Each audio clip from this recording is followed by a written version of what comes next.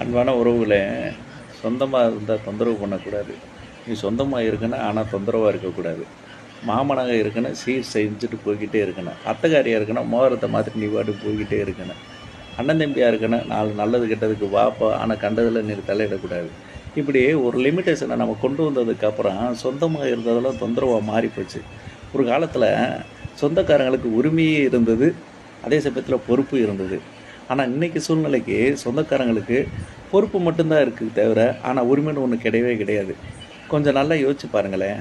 உங்களுக்கு இருந்த உரிமைகள் இன்றைக்கி உங்கள் பிள்ளைகள் மீது யாருக்கும் கிடையாது. ஒரு காலத்தில் சித்தப்பனுக்கு பிள்ளைகள் மேலே அவ்வளோ அக்கறை இருக்கும். கண்ணா பின்னான்னு முடி வெட்டிட்டு வந்தோன்னா சலுப்புன்னு செயினில் ஒரு அடி அடிப்பேன்.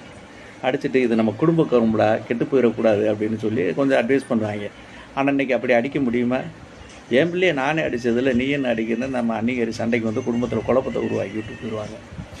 அப்போ இது மாதிரி குழந்தைகளை வந்து நம்ம சொந்தத்திலேருந்து ஒதுக்கி வைக்க வைக்க வைக்க அந்த கலாச்சாரமும் பண்பாடும் குழந்தைகளுக்கு போய் சேர போவதே கிடையவே கிடையாது.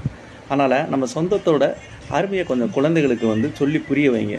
புரிஞ்சதா உறவுகளே? Okay, thank you.